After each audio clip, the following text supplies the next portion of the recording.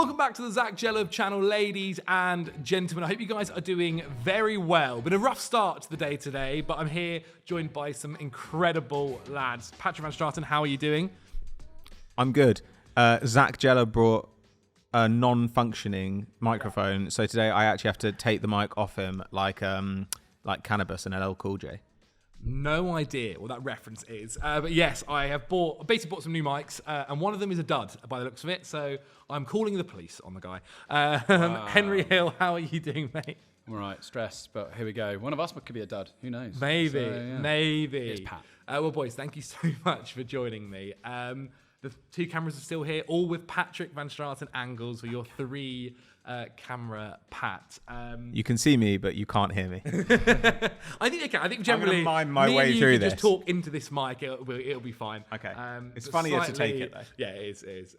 It's very annoying, but it is what it is, and we just got to get the video for you guys this Friday. As you can see by the title of this video, though, we're doing a classic, a cult classic of players who need to be saved, and it could be different reasons why, and we'll get onto that with what players we end up talking about. The way it's going to work, me and Henry have both got an 11 here in a 4-3-3 formation, most likely, though I think Henry can also play a 4-4-2. And basically, at each position, we will give a suggestion, and Patrick Van Straten here will decide which player needs saving the most. So we essentially create our best, most saved 11, needs saving 11. I think that makes sense. Whatever. Anyway, without further ado, I've done enough talking, Henry. You go first with the goalkeeper. I found goalkeeper really tough as well. Yeah, this whole thing was tough. Goalie, I feel pretty confident on, though. It's Kevin Kelleher at Liverpool. He is, in my opinion, comfortably the best second keeper in the league. I think Alisson has set such a high bar. But when Kelleher comes in, I don't feel too stressed about Liverpool's chances. He's played 49 times for them now. He's 25 years old. This is part of the reason he needs saving. He 71% save rate in the sort of his longest serving season in the Premier League, where he made 10 appearances. In all those 49 games in the league, that's not 49 games in the league, but in his time playing league football, he's posted 3.1 post-shot XG positive, which shows to me that in the small games that he's played in, he's made an impact. And when you watch him, take the League Cup, for example, he's been so good in 2 finals now. He's made more saves and shootouts than any keeper in Liverpool history. And in both the League Cup finals that they beat Chelsea, he played a huge part in that. He scored the winning penalty in one of them, and he was epic in that one against Pochettino's team, which was basically run out by kids. He's even worn the armband in moments because he's so respected. He's the Irish number 1, and which I think he is clear. I think Bazunu, there's someone else as well. I think some Bournemouth keeper. But the point is, he does need to be playing regular football. Alisson, lots of talk that he's leaving next year. And you'd have thought maybe this is his time to step up. I think he wants to play first team football. I think he's come out and said that. They've gone and bought Georgi Mamardashvili now and sent him back on loan to Valencia. So the point is, they're clearly not looking at him as the long-term solution. So at this point, I just think go. Just go to someone. It's unfair. The fact that Liverpool have done this. I mean, look, don't get me wrong. I think signing Mamardashvili is a great decision. I've not got any issues with that whatsoever. But for Kelleher, he needs to leave and go play first team football now. He's 25. He's proven that he's really good, I think. I think he's a great keeper. Every time I've seen him, I've never been worried by him. You know when some teams lose their first team keeper and you think, oh, God. Kelleher's good. So, yeah, that's it, really. I don't think there's much else to say on him. He's at the right age, right experience, won enough big trophies and big competitions. Him playing a part in that. Played Champions League. Still young. If, say, Fulham wanted a long-term solution for Leno, I'd like it. Any team looking, I don't want to say a promoted side because I think he's better than a promoted side. But I think if Pickford's moved on from Everton, yeah. I know it's controversial, but Kelleher's a great keeper. Being honest, it's that kind of situation. He should be playing good football. Interesting. As I said, I found this one particularly tough, mainly because second choice goalkeepers in the Premier League, there aren't too many better really than Kelleher. But I've written down Kepa Arrizabalaga, currently on loan at Bournemouth. Kepa's career at Chelsea has been one with a lot of lows, I think, and maybe not too many highs. He had the Europa League success when they beat Arsenal, Chelsea back in 2018, I think, if I remember correctly. And really, since then, things haven't necessarily gone too well for him. He was obviously displaced by Mendy when he joined the club, and post that, a few other keepers have come in and really taken the number one shirt from him. When he first joined, this was a keeper who was looked at as like this one that could play with his feet in particular. Like, if that's the reason you want to bring him into this side. Sarri was joining. He wanted a goalkeeper that can play with his feet. Courtois was obviously leaving to go to Real Madrid in a situation that Chelsea couldn't really have done much in. They offered him a new contract. In the end, he wanted to go, and they got him for free. Sorry, they got him for cheaper. I think he left with 1 year left on his deal. And Chelsea were kind of last minute bought Kepa Arrizabalaga. Did it maybe go anywhere near where they expected? Probably not. But since then, it's not necessarily got much better for him. Obviously, last year he was on loan at Real Madrid because of the injury to Thibaut Courtois. In the end, Lunin became the number one for them, which again doesn't kind of show too positively for Kepa. And I just think this is someone who needs to find his home. He needs to find love. He needs to find somewhere where he can know, I'm going to be the number one here for this club, and that my future is going to be here. Right now, he's at Bournemouth on loan, and maybe it might be a surprise in the summer next year that they go out to try and buy him permanently, but who knows? If that doesn't happen, then he does need to find somewhere else to call home and somewhere to settle down. I think there was another club, if I remember correctly, in Spain that were looking at trying to buy him. I know he was holding out for a little while to see whether Real Madrid would come back in to take his services. I think Kepa's been a little bit... I think the idea about Kepa is worse than the reality of Kepa. I agree. Because I think Kepa does have moments where he actually makes quite outstanding reaction saves, one-on-one saves. It's the incidents where, you think back to there's several, but like Crystal Palace is one I always think about with Zaha, where the shots from, say, 35 yards have ended up going in and consistently. That Frank Lampard season in particular, that first season before Mendy joined, Kepa was really under the radar there and under the spotlight, and didn't quite work out for him there. But I do think there is a shot stopper and a keeper there for a club, and he's not necessarily the oldest now. He's not into his 30s yet, and this is someone that a club could end up getting on decent price with a good future there. I'm not saying he's going to be challenging for the Champions League, but I think he could easily be a Europa League keeper, quite easily.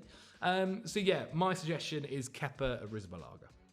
Okay, so what I would say is that Kepa is currently playing for a Premier League side, and a pretty good Premier League side.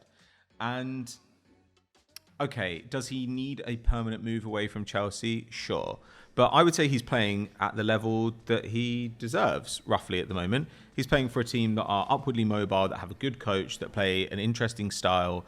To me, that doesn't scream, I need to be saved. Whereas Caoimhin Kelleher is the backup goalkeeper at Liverpool and has already seen, as Henry says, a guy signed to take his place next season. Now, Kelleher's obviously going to have about a month now, right, with Alisson out to get some minutes and put himself in the shop window. But I agree. I think he's significantly above the level of backup goalkeeper. I mean, when Alisson's in front of you, that's one thing. When Mamadashvili is in front of you, then that's something else. So I think that he probably needs to be rescued a little bit more. And I would hope that people would look at someone like Emi Martinez and would think about that when they do this. Because for years, Emi Martinez was Arsenal's backup keeper and nobody knew his name except for Arsenal fans. And then he came in, played a few games, and suddenly now people say he's one of the best keepers in the world. He's a World Cup winner. He's a Champions League quality goalkeeper. So I'm hoping that reveals to people that actually just because a guy is not starting every game for a team, that doesn't mean that he couldn't be a really good goalkeeper for them. And I absolutely agree. Maybe Kelleher won't turn out to be as good as we think, but I could easily see him going to a Fulham, going to an Everton, going to some club like that, and actually having a very good Premier League career. And at 25... you've got quite a lot of the kind of early development stuff out. That's the equivalent of buying a young forward who's 22, 23. You're okay, they should be ready to go. Yes, there may be some teething problems, but they're now an experienced player. So I'm going to go for Kelleher on this one. Okay, Henry, 1-0 to you, mate. Well done. Easy. Arguably, he did build his team first, so had the easy choice there. Zach, I the gave number you one half choice. of my suggestions, pal. Okay, my right back, Tarek Lamptey. Someone boy. who felt like, again, a couple of years ago, the world was at his feet. This is a guy who was obviously didn't seem like he was going to be available for Chelsea because of Reece James being there. Funny to see how it works out. Maybe he would have ended up playing quite a lot of football in the end, and decided to make the move to Brighton. And at the time, I think that was under Graham Potter, was a good move. And he had a good couple of seasons there at Brighton. However, currently, and it is due to sometimes his injury issues and injury kind of history, he's not been able to get into form or play himself back into form or get into the squad, essentially, which is the situation he currently finds himself in. He's not played a single minute so far of the Premier League this campaign, and I just think this is someone who is still incredibly young, 23 years old, somebody who was representing England at youth level, felt like he would be kind of eventually battling possibly for a place in that England team when he first broke through. He was more traditionally a kind of right wing back rather than a defensive kind of fullback. But he did really, really well. Like when he got into that Brighton side, he was always someone where if say you were creating a fantasy football team, he would pick you up consistent points when he was fit. And that's the biggest issue we've currently had with him. And I can understand why Brighton maybe do have to look at a future without Tarek Lamptey and why they've brought in new assets to play in these positions. Because his consistency and fitness just isn't there right now. But what we have seen throughout the years is players make transfers and their fitness kind of improve. It might be a different medical team. It might be a different training style. Sometimes it's just a little bit of the luck of the draw. You look at Madueke and how he's gone from an injury-prone player previously in the Eredivisie to now coming to the Premier League and Chelsea and seems to be fix things. There are numerous players that this has happened with. And so I don't think we have to worry I don't think we have to look at someone like Lamptey and think he's never going to be back to it. Sometimes it is also age. Sometimes a player gets to 25 and suddenly they're a little bit more grown, their body kind of understands, they know their body a little bit more and they can kind of sort things out. And I think with Tarek Lamptey, he is, when he is fit, quality. The issue I would maybe say now is that he's not played a lot of football over these last few years, and that is that's never great because obviously he's not improving and not maybe will he ever reach the level which he first thought he would get to. However, he does need a club where he can feature and start regularly, and right now that just doesn't seem like it's going to be at Brighton. Wow. I'd back this again. If I wanted to win, I'd have put Sugawara at Southampton because I know you like him. I know you're a big fan of Sugawara. Literally just joined. And and he's already too good for them. But no, I've gone for James Justin at Leicester. James Justin, England cap. He's played 109 times now for Leicester City. I think he's one of the more valuable players. 26 years old. He's not particularly offensive. I know he scored those 2 amazing goals against Arsenal, but he's a really solid right back. Like his tackling numbers are huge. His interceptions, like clearances, he's currently on 4.9 per 90, which is actually helpful when you're playing in a team who are on the back foot. But he is not the problem with Leicester at the moment. I think he is quite comfortably one of their best starting players on the pitch. He's not a particularly exciting player, James Justin, in general. However, he has been valued as high as 25 million, now down at 15 million. I just think Leicester are not a team. I think they actually might stay up this year, just by hook or by crook. But they're not a team that's going to elevate him back into the talk of being in England once more. And I don't think he will be with sort of Trent locking down that right back position going forward. But he was selected and he did get a cap for England, which says something about the quality of the player before he got this terrible ACL injury that damaged him a bit. I get what you're saying about Lamptey just needing to leave Brighton and go somewhere else. I don't think they're going to stop him though doing that. I don't feel as if. I feel as if Brighton probably accept that too because there's so many players ahead of him. Whereas Justin, I just think needs to play for a better team than Leicester City. I think he's too good. I think I want to see how good James Justin can really be. I don't think we're going to see that at Leicester. For his sake, he's got 100 appearances now for that club. Was good at Luton before them as well. Played 90 times for Luton. He's got experience in his legs. I want to see him go to the next level. Get him out of Leicester. Okay, 2 good suggestions here. I like James Justin. At the same time, he is playing right back in the Premier League. I think that he's probably a lower mid-table Premier League quality right back. You know, if he went to a team like, trying to think of somebody now who's kind of in this zone. I don't know. Say like Everton got him, then I think that would be like a pretty interesting solution for them.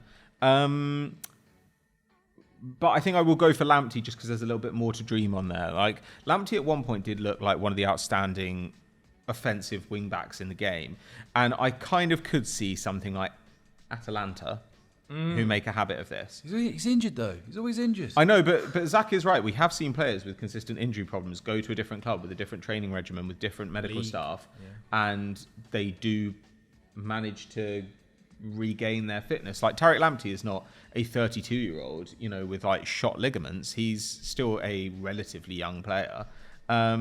And I think if he went to, and the same was true kind of Ademola Lookman before he went to Atalanta.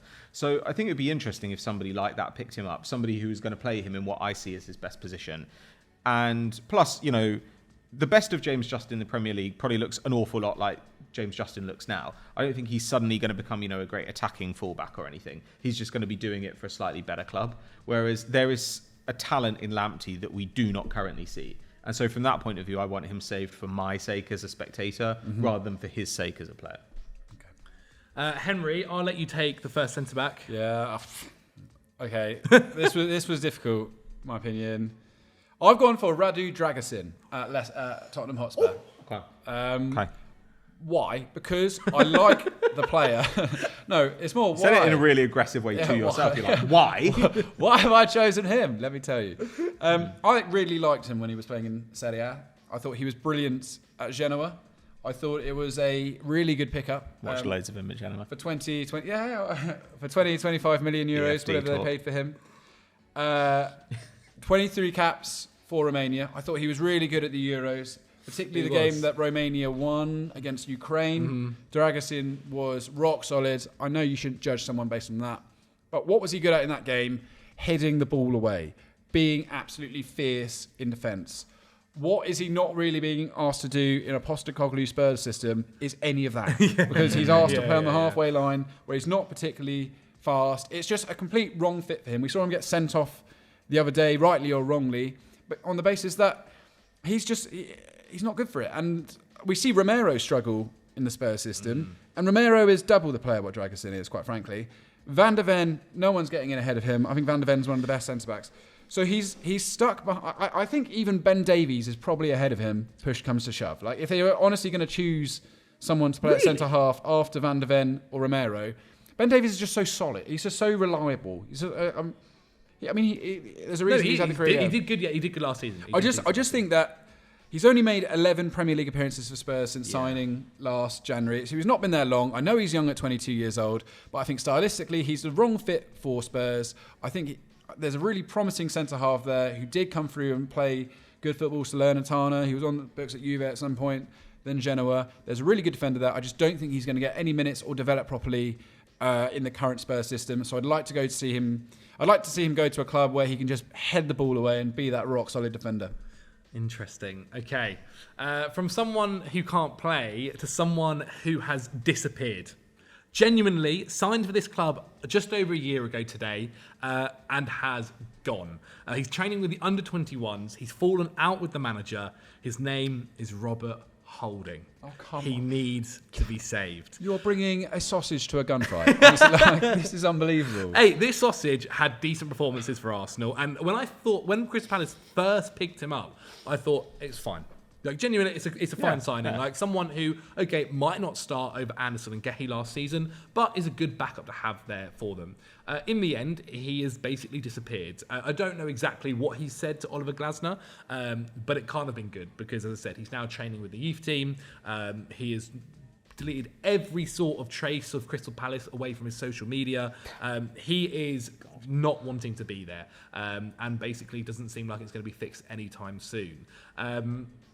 And so, but I think we forget sometimes what Rob Holding was like. Okay, we forget. But Rob Holding was like, he was never a Premier League winning centre back. He was never going to be that.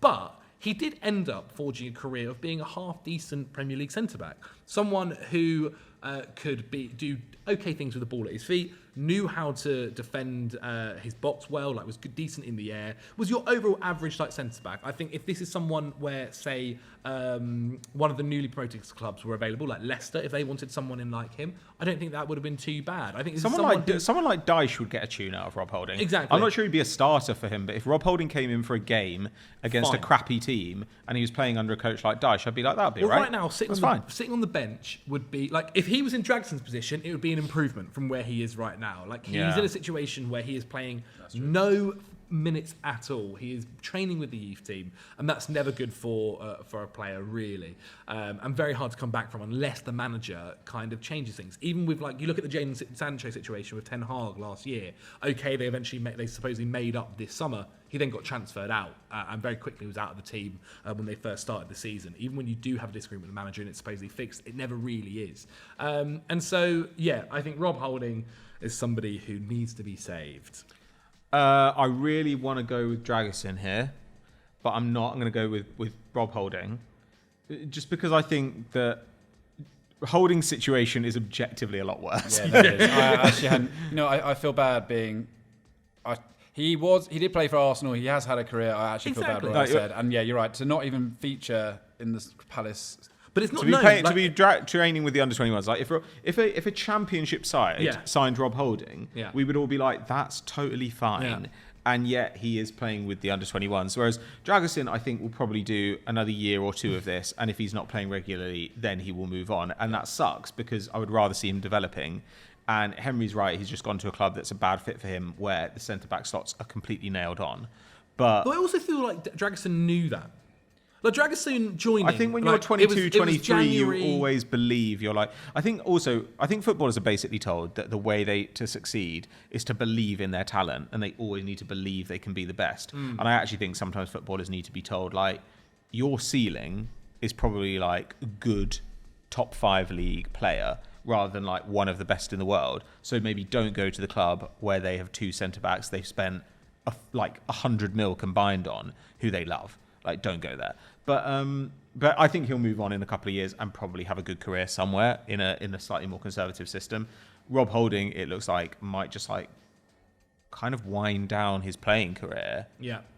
Not even training with the first team. Well, so I would love it if a club like, you think about like Hull losing Jacob Greaves this summer or something like that. Like if one of those teams was just like, we'll take a flyer on Rob Holding, like Palace will probably let us have him for nothing. Like, he cost Arsenal 2 mil. He's on the way. He's literally costing them. He cost Arsenal 2 mil. They sold him to Palace for 1 mil. Mm-hmm. Exactly. Yeah. Right now they're paying him to do nothing. Yeah. They might as well just cancel his contract and let him sign somewhere else. Yeah. I mean, as I said, he wasn't even. The first team squad photos at the beginning of the season they take wasn't included in that.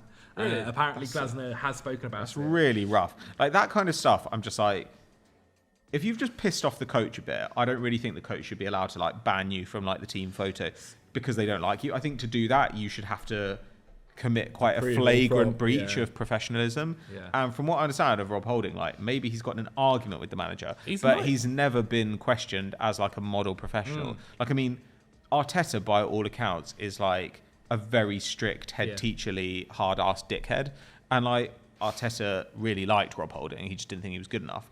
So I just find that a bit strange if it's like, seriously, a falling out has just led to quite an embarrassing end to a Premier League career for a nice guy. Yeah. I don't really get it. Well, hopefully something's sorted for him in January. The other centre-back, we speaking about Arsenal, my suggestion is Jakub Kiwior. Again, someone who I think maybe is similar to Dragusin's situation. And maybe last year when Timber was injured and obviously Calafiori wasn't there, was getting minutes. He was able to feature a decent amount, even especially when there were injuries to the team. Now with Timber back and Calafiori in the side, it feels like he really is going to be kind of getting the sparing minutes here and there, a substitute appearance in the 87th minute to try and clear some headed balls, an EFL appearance every now and again.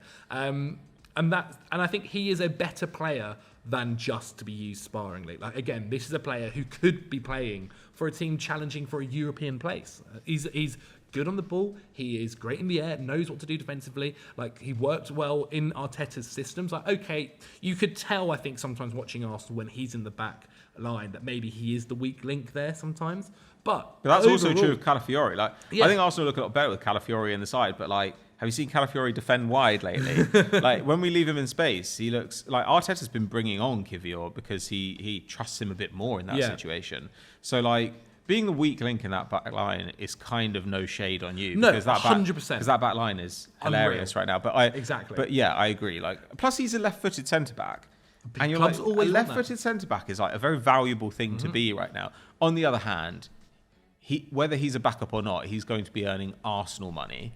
So he may not be playing that much, but the question is, he may be able to go somewhere else where he plays more, but he may not get paid as much. Yeah. Because I don't think he's going to like a club who are going to pay him what Arsenal pay like Gabriel. You know what I'm saying? Yeah. He was linked with Milan in the summer. And That would've been and great. I just feel like if he really wanted to play leave, football. if he wasn't happy just being part of this potential title-winning charge, I feel like he could have And made to be the first fair, bit. there are players throughout, you look at many title-winning teams. There are many players out there who are happy to be these kind of guys that get minutes every now and again and do a job when needed.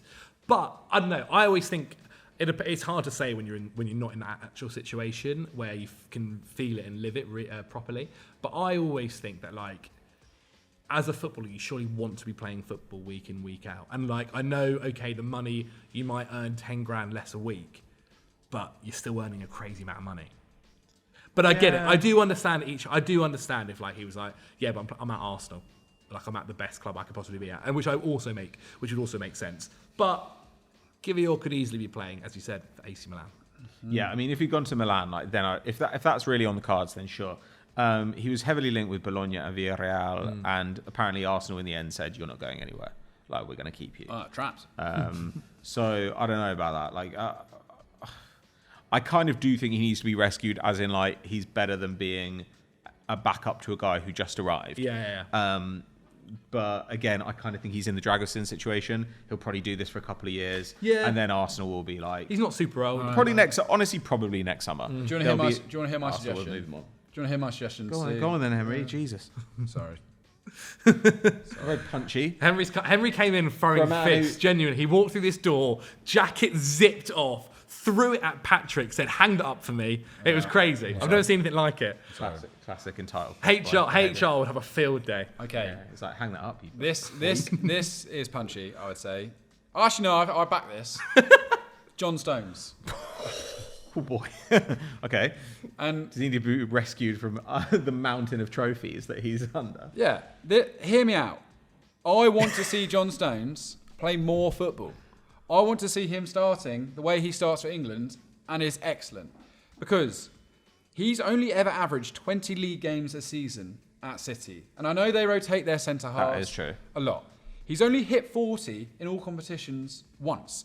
And his injury record, he missed 12 last season, 13 before that, but the rest of his time at City, it's just like the odd knock, it's the odd issue here and there. He's never ever been a consistent starter. And even this season, he's made like one appearance in the league, one start against Brentford. And I was reading, he's made a few sub-appearances as well, but I was reading they wanted to ease him back in after international duty. I'm like, what does that mean? Loads of players played internationally this summer and aren't being eased back in. Like, Look at their squad. It's just because City's squad is so good. Ruben Diaz has played like half the years and has already almost reached John Stones' tally, certainly in the league, for City. So I just want to, like, Stones is now 30 years old. I think he's so good. Yes, he wins loads of trophies. He's earning, according to what I was reading, $250,000 a week. His contract's up in 2026. I don't think him moving is going to affect his England position. Because I had this debate with some guys in my office, and I said, they went, if he went to Italy, for example, he would just be out of the England squad. I'm like, he's not Tomori. He's John Stones. He's one of our most capped players for England. He's made 89 caps for England in his career. He's been crucial in the defence. Which is more than half the number of league appearances he's made for City. And if like Gomes can get in the England team playing for Lille, then you would hope actually that Carsley has like a little bit more of a kind of far-reaching eye for this. Like, yeah, it would be absolutely insane if so. Because Stones would also only go to Italy to play for a really good team. Yeah. So imagine if you were like, Jesus, he's only playing for Inter Milan. Like, he's not going to get into the England team. Like, yeah, I agree. I think that's a weird attitude. It's nuts. I mean, apparently now Real Madrid need a centre back. Bayern Munich could upgrade Upamecano. John Stones. Now that Rodri is injured, it's now they're all going, he's going to be playing at central defensive midfield. I'm like, okay, that's another short-term solution to shoehorn Stones back. That'd be cool, though. It would be cool, and he is good at it. My point is, he's just so good, and yet he's never ever like consistently been the main centre back for City. It's clearly Ruben Diaz, and then it's not Stones' fault that Akanji's brilliant, whatever. But I just want to see John Stones. I don't look at Stones and think he's a centre back who's got 6-7 more years in him. I think Played for a long time, hasn't he? He's played for a long time. I think I could see maybe 3-4 years at the very top. I want to see him doing that week in, week out somewhere. I know why City fans hold on to him. I just want to see him play more football. And I'm not saying he's trapped at City, but he's certainly in and out of the side unapologetically by Pep. And I just think he's better than that. And when he plays for England, he is so good. And I love John Stones. What about your... Chelsea wanted him for years before Man City got him. Chelsea wanted Stones for a long time. Honestly, it would... in profile, he is actually very similar, I always think, to Declan Rice. Like, when you think about the things they do and the zones they occupy on the pitch... was originally a centre-back, wasn't he? Well, and if you have a sort of system where your centre-back moves into midfield, like, I don't know, I do think a team like Chelsea would benefit from a Stones. Like, obviously, it depends on what he's going to cost, and those wages as well are crazy. But I do kind of agree with Henry that, like, every couple of years... I feel like the same people who are like, John Stones is one of the best centre-backs in the world will be the same people who are like, kind of laughing at Henry suggesting him here. But every couple of years, I used to have this with Joe. Every couple of years, he'd say like, John Stones is currently the best centre back in the world, and I'd be like, right, okay, why doesn't he play the rest of the time then? Like, why does every season Pep would be like, Laporte was was the best player last season, get him gone, binned. Yeah, you know, the season after Bernardo Silva, everyone said that he was the third best player in the world. Benched. He barely played. Phil Foden was Premier League Player of the Season last year. Benched. Ridiculous, in my opinion, that he won that award. But benched this season. Like, Pep always does this. He does this year in, year out. And, yeah, Ruben Diaz had a year with it as well. Ruben Diaz did have a year with it. And I do just kind of think, like, yeah, I do look at Bayern Munich and we always say, like, I kind of like him. I like Upamecano. But, like, he is a liability. He is a liability. I look at Real Madrid, and Real Madrid, at the moment, they've got Alaba coming back from injury, but they've got Rudiger and Militao. They've got no right back except for Lucas Vazquez, who's a converted winger. And their backup centre-backs are Tchouaméni, who's a midfielder, and Jesus Vallejo, who played for Eintracht Frankfurt and Wolves and was crap. That's what they've got. Those are because Nacho left. They've got absolutely nothing there. Imagine if you had John Stones there. That'd be sick. So, yeah, I don't know. I do think that John Stones could play in a variety of different teams. And if he went to, like, you know, an Inter-type club or Real Madrid, he'd look completely at home. He'd be extremely reliable. He'd give them a bunch of decent passing out the back. And, yeah, I would rather see that than see him, like, you know, come into the City team in February and everyone starts saying, John Stones, is he the best player in the world? Like, that's what happened during the treble year. It was fucking intolerable. So you picking Stones? Of course I'm picking Stones. Yeah. Why would I not pick Stones? Sorry, Jakob. Wow, Sorry, Jakob. Quite surprised. John Stones, you're in the side. We need to pick it up, guys. Come on. Okay, we're on to left back. With 30 minutes in, lads. I'll go quickly on this. It's Zinchenko. No, it's not. What do you mean? It's Ben Chilwell. Ben Chilwell's legs don't work. Yeah. Ben Chilwell's fit. He is, as in fitness-wise, he is fit. Is he? Ben Chilwell can literally... For how long? I would say, I would say, history-wise, sure. In fairness to Zach, Maresca has literally come out and been like, I just don't know where I can use him. Yeah. He's just not the right time of left back. Zinchenko has he's only ever once played 2,000 minutes. I don't know, like, is he a centre mid? Is he a left back?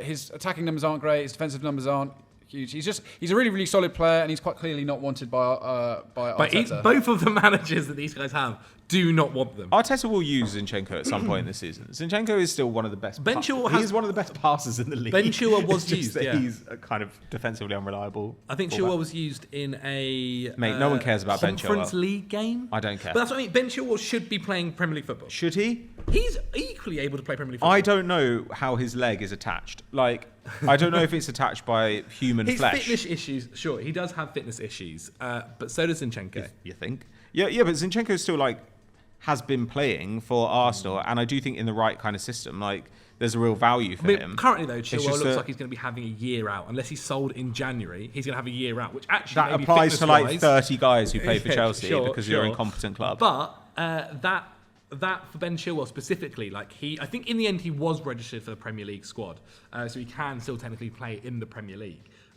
But he's looking like, actually fitness-wise, that might help him if he's out for such a long time, where he's not having to be rushed. But like previously, a lot of these injuries were due to him having to be rushed back quite quickly, all the time. All right. You're going Zinchenko, aren't you? Whatever, bro. Like, sure. Yeah, I'm gonna go Zinchenko. I mean, Zinchenko's difficult to rescue because like he's a kind of fullback who only really works for a very specific type of club. Does he still but want to be a midfielder? But if say Brighton, he's never wanted to be a midfielder. He moves into the midfield. Like it's not the same thing as him wanting to be a midfielder. No, but you remember originally when he came in through at City, he was an attacking mid. But I don't think he cares. I don't think he cares where he plays, so long as he gets to do the things he's good at. Okay. But for example, Brighton went this summer and bought Ferdi Kaliolu, who has kind of looked okay so far. If they'd gone and got Zinchenko instead, then I think that would have also made perfect sense. And he is clearly a Champions League quality player. And now, I don't know, I think that it looks like Calafiori, maybe Kivior, but certainly Tomiyasu, and probably Timber are all ahead of him for the left-back slot. Where did it go wrong for him? Because I remember when he first joined, Arsenal fans, and this was the same with Gabriel Jesus, Arsenal fans were like head over heels for these two. I think Arteta just always prioritises the defence, and I think Zinchenko was really, really helpful to our passing, and he still is when he plays.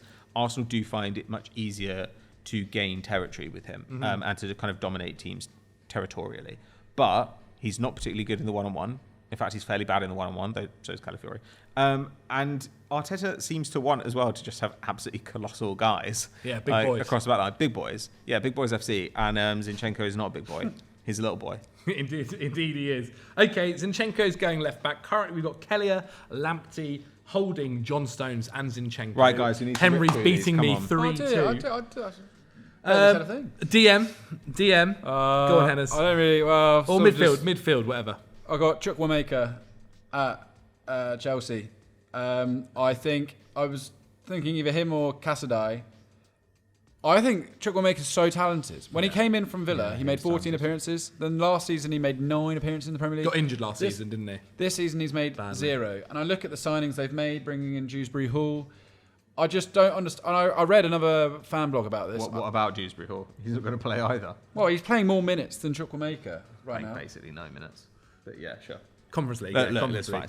I tell your point. I'm just like, why are you not giving a chance when you've got an established starting central midfield pairing anyway, and with like Vega coming in as well, and I know Vega offers something a bit different, but I don't. I just further forward then though. Chukwuemeka will have no opportunities to play in the Premier League as far as I can see this season. He's a bit more of a 10 though, isn't he? And right now he's against either Cole Palmer or Nkunku or I've only got 10s in that case, but yeah, I think he's a very exciting young English player, and I mean I can do 2 examples because I've basically got like two people with the same story. I've also got James McAtee at Manchester City. Again, he played 2 full seasons for Sheffield United, scored 9 goals as they got promoted, got like 6 goal involvements last season. And I'm thinking Pep decided to hold on to him this year because I think he feels pressure every now and then to use an academy player. Like Rico Lewis, fair enough's coming through. Oscar Bobb's looking exciting. I don't see again where McAtee gets minutes. They're like, they played him against Slovan Bratislava the other day. I'd like to hope that he could play against Slovan Bratislava, in all honesty. He was very good for Sheffield United. Is being good enough for Sheffield United going to guarantee you minutes at City? No. But I still think he should be able to go away. I imagine he thought he was going to get a load of opportunities this season, and then in the last moments of the window, they go and sign Gundogan, and it's oh right, no, I'm back further down the pecking order again. So he's quite evidently below these guys. I think if they play Grealish through the middle, he's below him too. So yeah, but Pep does like think about when Foden joined and when Lewis joined. Like they are kind of introduced slowly, aren't they? I know these guys are young. He's much more experienced than those guys were, though. True. That's it. And like when you look at normally people lone guys, when you look at people like and other people who are in similar situations, like Amari Hutchinson, for example. If I were McAtee, I'd look at somebody like him and think, well, he got a pretty big move to a team who, maybe they'll get relegated again, but they're quite an ambitious side, floating between the Premier League and the Championship. And McAtee honestly might get like 100 minutes this season in the league. Like it wouldn't be surprising. Genuinely, I think obviously you can look at Foden and go, oh well, look, there was a success story there. At the end of the day, Chukwuemeka and McAtee should both be looking at Cole Palmer, who just said, no, I'm not going to accept this. I'm just going to go and play football and be a star somewhere. And they've got that. I think McAtee could be a star at a middle club. I think Chukwuemeka could be exactly the same again. I don't think neither of them are on the level of Palmer, quite obviously. But both, I know we say they're young, but they've also been around first teams for a long time now, and you want to see them playing football, because otherwise they're just going to be someone that they're just going to lose years in their career. Chukwuemeka last season, when he was playing, did look really impressive. He then got that injury against West Ham, I think it was. He scored a goal and then he got injured, and he was out for such a long time, unfortunately. And I think since then he's also picked up a couple of, the injury was so bad, he supposedly had to learn how to run differently. Oh, really? In order to not put strain on a certain muscle or something like that. What? Yeah, that was supposedly what happened. I do think there are opportunities at Chelsea, sign. though. Yeah, Because your front line can't press at all. It's terrible. Your defense is really bad at the moment, and I do think that problem starts with the front line because nobody there can really press competently. And so I do think that in the long run, you're probably going to have to drop an attacker and go to have like a proper 4-3-3. Yeah. So, and when I look at the kind of personnel you've got in there, Chukwuemeka would be an obvious person to play. I would certainly play him over Dewsbury Hall. Because it's just a better investment, and realistically, it's not going to change your outcomes. So I'm quite tempted by both of those guys. So you're going to have to do some. So you suggested 2 here right now. Yeah, so you suggest two. You give me 2 as well, and we'll knock 2 out in one go. Oh God. Okay, Matheus Nunez at Manchester City. No, don't care. Great. Never been a big fan of him. And Mason Mount at Manchester United. What does he need to be rescued from? Because Bruno's going to go at some stage. Sure, no. I don't know about that. Because right now, even if, say 2 scenarios right now, Ten Hag stays at United for a little bit longer. Please, God. Sure. Mason Mount still struggles with injury. Like right now, you look at the consistency of United. Like there have been, last season, there were a few different teams that had a lot of injuries. Chelsea were one of them right now. Right now, so far, Chelsea's injuries haven't been happening. United's consistently, again, still happening. Questions over maybe the way that Erik ten Hag manages them, trains them, the medical room, I don't know, sure. So one, get him away from that so he can get into a better injury training regime, injury medical room, medical facility, whatever it might be. Secondly, even when he is fit, he isn't starting in Manchester United's best squad, really, because of the way that they've formed that squad. He's not getting in over Bruno. The way they are playing this midfield is going to be an Ugarte and Mainu midfield, so he's not getting in there. He's not going to play on the right wing because that's either Amad Diallo, who I actually thought about possibly putting in this squad as well, or Garnacho.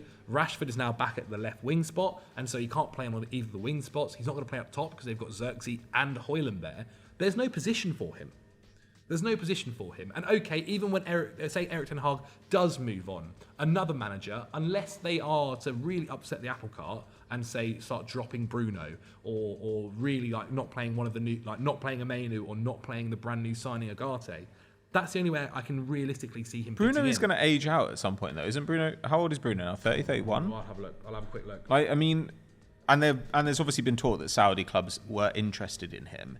It would not be that surprising. He's 30, turned 30. So, because he's such a great passer and he's not like an incredible athlete. He's not necessarily going to drop, is he? But at the same time, if you got a really, really tasty offer from a Saudi club, I think you'd be foolish not to consider it. United sell him.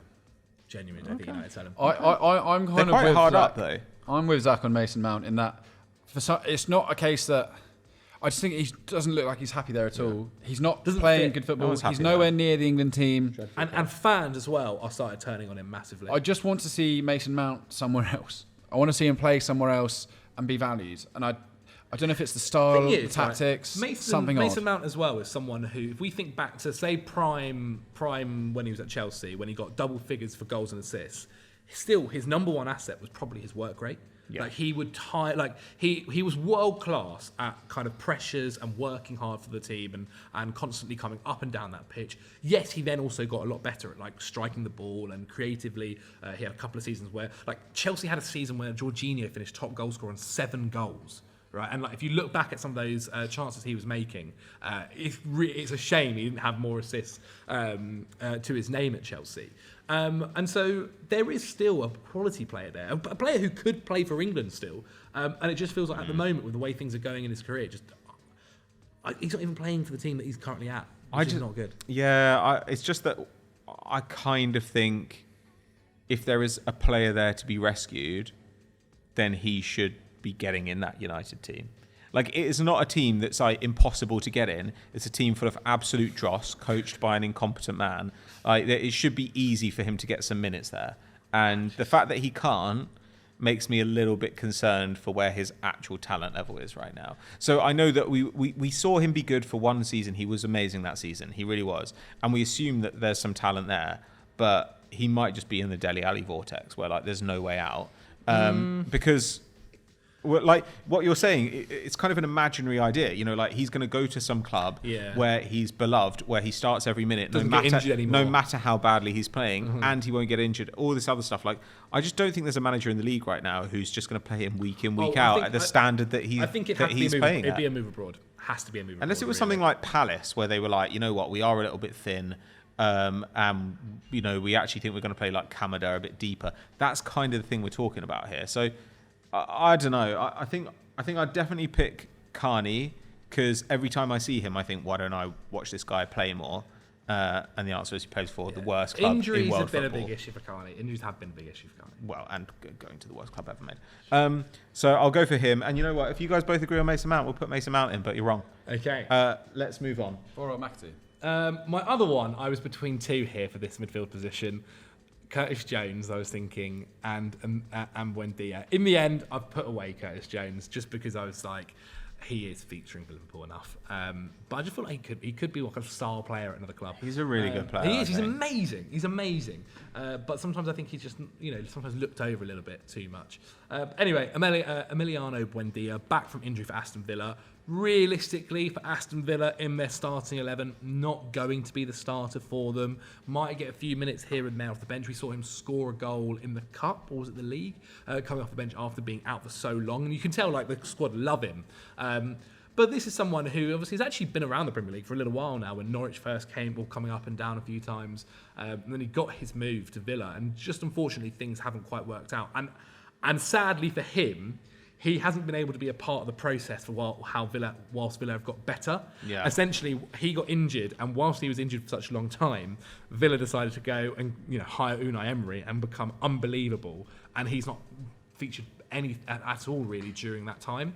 And because of that, I think Villa basically as a squad are kind of past where he is. But they did want to sign somebody to play behind the striker in the summer. You know, they obviously wanted Joao Felix. Mm-hmm. They didn't get him. Does that not mean that there is still... And before that, they wanted Smith Rowe. So does that not imply that there is, like, a role there for someone who could play behind the striker? Because, like, who is the natural fit for that role right now? I just think Buendia's been out for such a long time Ramsey? now. I thought, basically. Or even at times, like, I guess Rodgers has sometimes filled into there as well.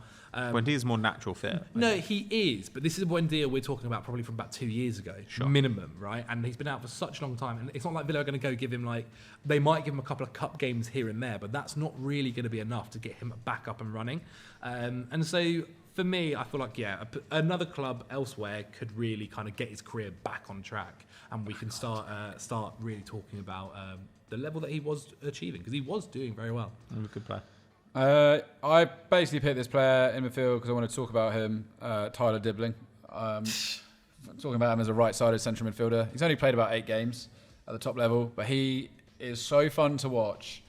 I saw like a pre-season game, or maybe it was a game last year where he scored 3 identical goals where he just blasted. Yeah, that was a couple of weeks ago. Is it? Yeah, he's crazy. He's excellent, and I'm pleased that he's having his moment at Southampton. They are in a stressful situation where they're trying to renew his contract right now.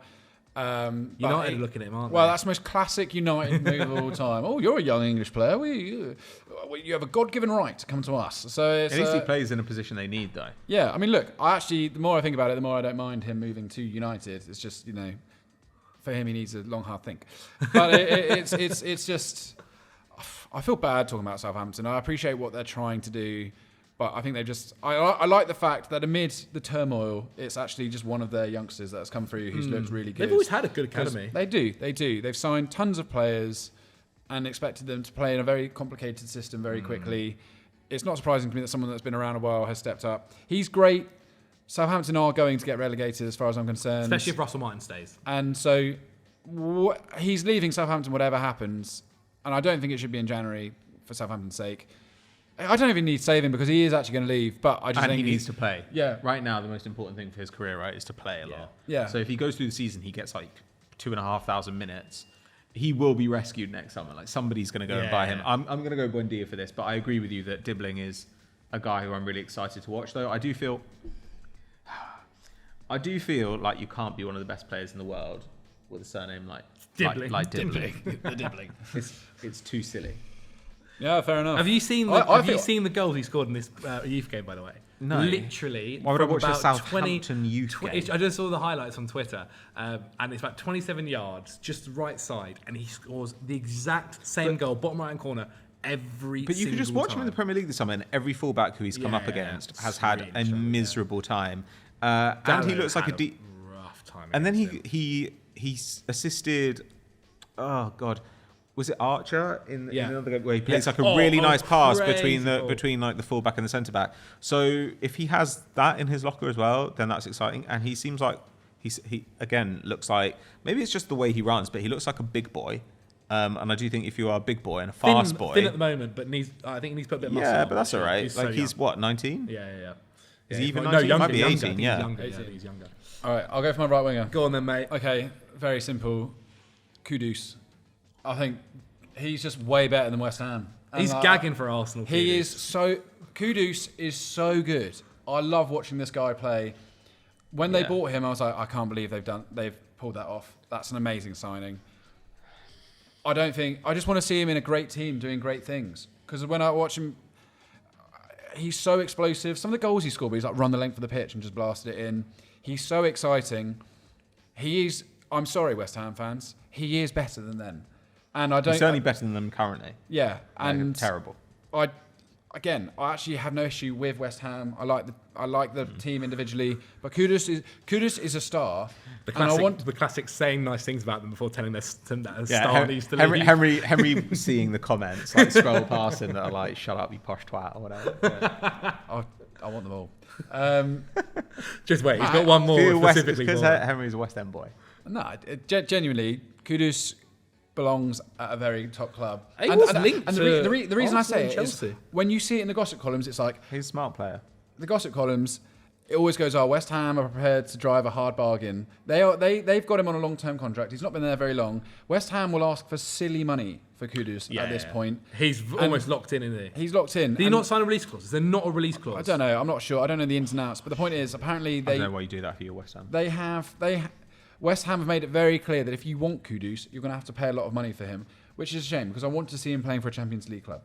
I just really like him. Apparently there was an £85 million release clause this summer, and that's gone. Yeah, but no clubs. There were so many good players with even lower release clause than that people weren't going near. That's too much because even like I can't remember who it was. Someone was saying how surprised they were no one bid. Anyway, the point is, he's too expensive currently. But I want to see West Ham be nice and let him out. £85 million. Jesus, right, he is there forever. Who have you got? My right winger is Darwin Nunez. Okay. He basically... Who definitely plays there. He can play. He has played on the right wing. He has played on the right wing. Well, it could be a 4-4-2, whatever. Sure. Anyway, it's Darwin Nunez. With the obviously new change in Liverpool with the manager and Slot coming in, he's already come out and spoken about how it's taken Darwin a little bit of time to kind of get used to the way they want to play. He was okay. He was actually not too bad against AC Milan in the Champions League when he featured, but he's not really featured that often so far for Liverpool, which I do think is slightly worrying. Like, it is Jota up top. Obviously, we know his injury record isn't the best, so maybe if anything was to happen to him, he might get minutes there. The left basically feels like it's Diaz or Gakpo, and on the right is Salah, really. And so, I don't know, Nunez... There are certain players, and I'll get on to another one actually for my left wing spot, where you look at them and you can tell there is something there. There's a bit of magic behind them. There's a bit of like they can make something out of nothing. And like some of his finishes that we've seen for Liverpool and even when he's at Benfica are crazy. Like he's really nice at coming onto his right foot, whipping it round as well into the top right hand corner. He did that chip finish as well, which was outrageous. Like he has the ability there. It almost needs I don't know if it's like an arm around the shoulder, whatever it might be. But one thing he will need is minutes. And right now, that doesn't look like that's going to be happening at Liverpool this season. Maybe next summer, Salah might go. We've spoken about this kind of a million times. We probably will go on to. But that is unknown right now. And this is a player who, okay, he was bought for a lot of money. And I do wonder, if some club went to Liverpool and went, hey, here's £50 million for Darwin Nunez, would they take it? Possibly, yeah. Because that's kind of where they'll... Because I think they spent about 60 rising to if certain things... With amortization, I think something like 50, 52 is meant to be like the biting point this summer for like them getting their money back. And if he's just not a style of centre forward that Slot likes, and if they lose Trent and potentially Van Dijk and Salah all in the same summer, for nothing. Then I think they'd probably say, look, even if we really like Nunez, it doesn't matter if he's not going to play for Slot, and we'd rather have that money to put it towards the kitty to rebuild this team. So, I mean, I'm going to go Nunez for this just because I love Nunez. I think that he's a really useful player. He's a really effective player, even if he's frustrating. Like, he does score goals when he plays. He gets shots when he plays. Put Kudus on the right wing? No. That'd be nice. Okay, my striker... Now, this is my biggest... So it's Nunez, not your striker? No, Nunez Did my you right winger. miss this whole conversation? Nunez my right winger. My striker, and this is the one which I think I'm a little bit more hesitant about saying. Players who need to be saved, Alexander Isak. Well, Alexander Isak should be playing from a high salary at a Champions League should be contender. Playing for a title challenging team. He's never fit. He might never actually be fully fit again because he's got toe issues and he's got problems that genuinely might be unfixable. Sure, but when he is fit, the guy's a freak. Agreed. He should be leading the line for Arsenal. He should be leading the line for basically any top club in the world. And it's not necessarily, as I said, it's not that he's in a bad situation at Newcastle. It's not that he's not playing or whatever it might be. I just think essentially, when fit, he should be playing. He could be playing for a best team in the world level, where they are going far in the Champions League, they're battling for the title, they're winning domestic cups left, right and centre.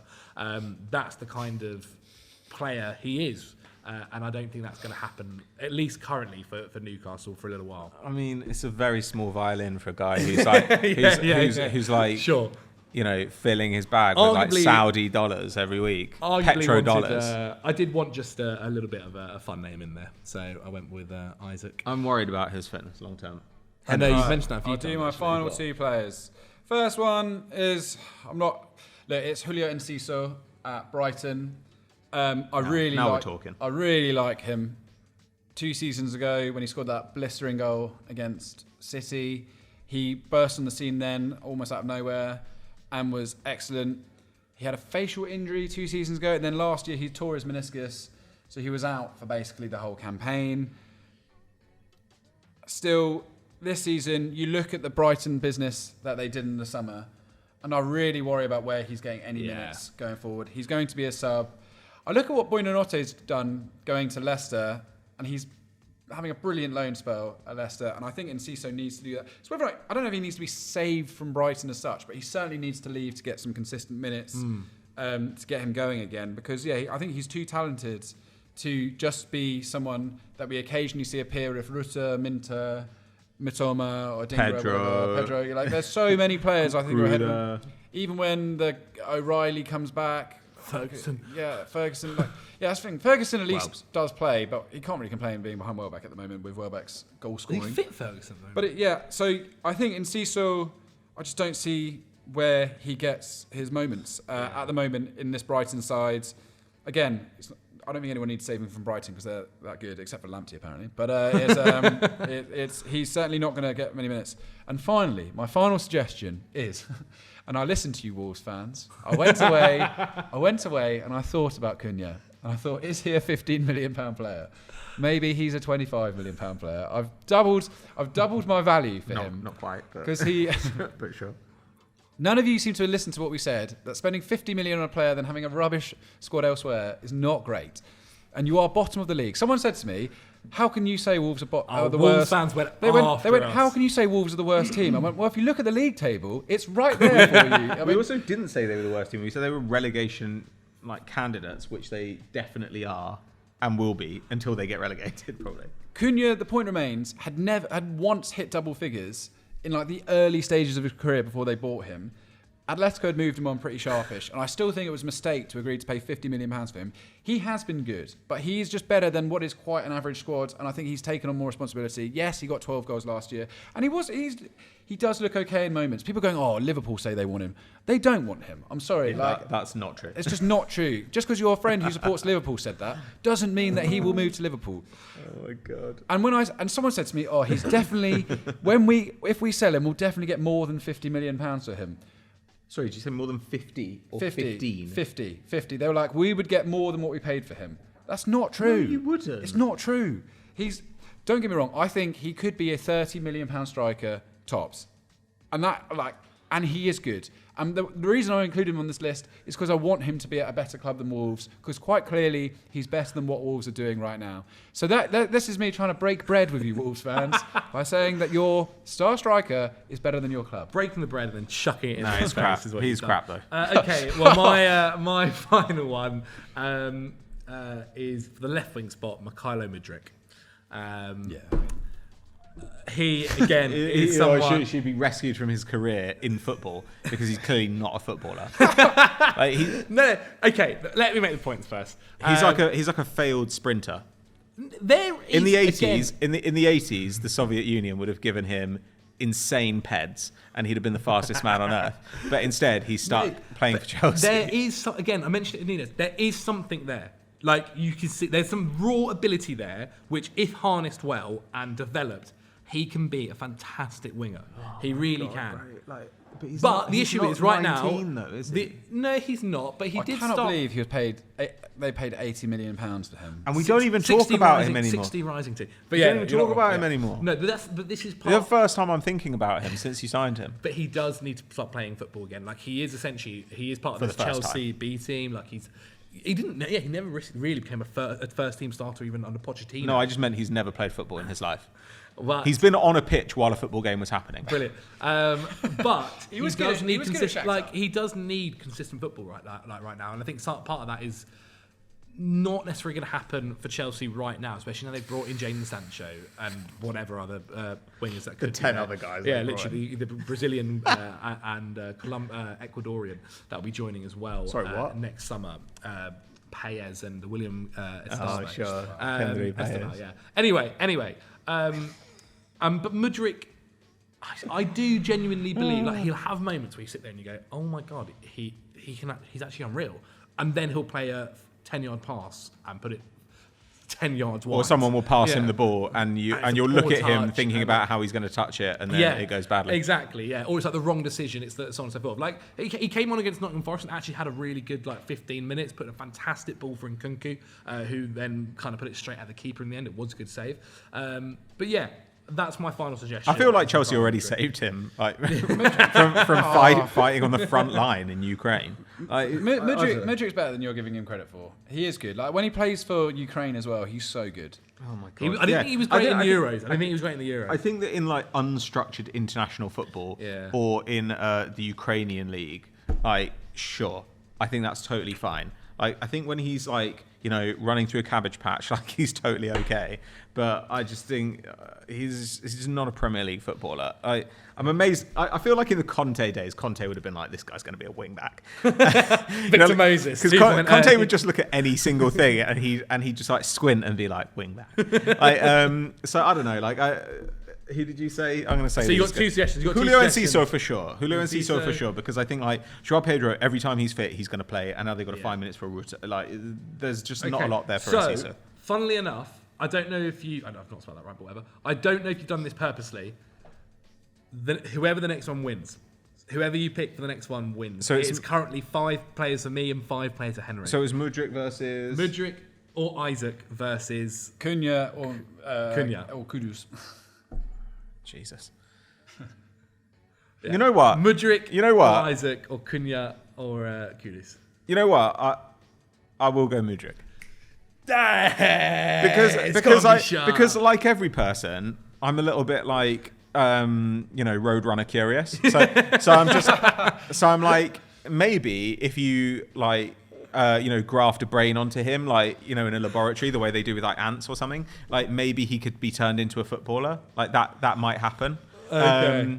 Like when Conte dies, they could put Conte's brain in Mykhailo Mudryk and he'll become useful. But I don't know. I am intrigued to see what you could get out. It's kind of like Adama Traore. I will never stop wondering what Adama Traore is capable of. He's been good this year. If he's like used correctly. Though I don't really think that's the issue. I just think he's not very good. But I don't know. Mudryk is kind of in the Adama Traore category. To me, it's like insane physical gifts, but like hideous touch. Looks like he doesn't he touches a football like it is an Aussie rules football. Like he has no idea what way it's going to go. So I don't know. I'd be quite interested to see Mudryk. So I think is this a victory for you? That's a victory for me. 6-5. We'll go through the squad really quickly. Kelleher in goal, Lamptey at right back, Holding and John Stones are two centre backs with Zinchenko at left back. Super Brexit. Midfield of Mount's gonna have to do a lot of work here. Mason Mount, Carney Chukwuemeka, and Buendia with a front line of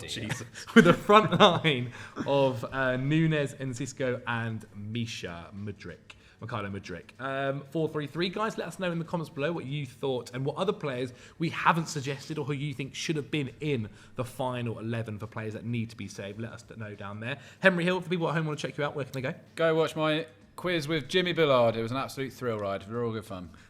Fantastic. That'll be linked as well. Patrick Van Straten, Patrice. You can find me on the Transfer Flow podcast. You can find me on my podcast, Unseen Incidents, on your favourite podcast app. You can also buy my wife's book. Zach will put a link in the description. My wife's novel. It's out in February next year. It's very good. I think that's it. All of them done. There you go. Next time I'll make sure I've got a mic here and not a dud. Don't worry, guys. Thank you for watching the video. Like, subscribe, and we'll see you guys next week.